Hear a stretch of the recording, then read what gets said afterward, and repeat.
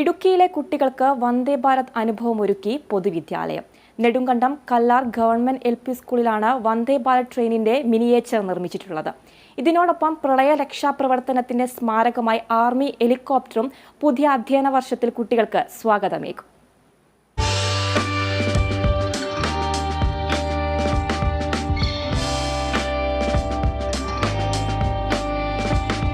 ഇത്തവണ സ്കൂൾ തുറക്കുമ്പോൾ വന്ദേ ഭാരത് എക്സ്പ്രസ് ആണ് കല്ലാറിലെ വിദ്യാർത്ഥികളെ കാത്തിരിക്കുന്നത്. സ്കൂളിനെ മോഡൽ പ്രൈമറി സ്കൂളായി ഉയർത്തുന്നതിന്റെ ഭാഗമായാണ് വന്ദേ ഭാരത് ട്രെയിനിന്റെ മിനിയേച്ചർ നിർമ്മിച്ചിട്ടുള്ളത്.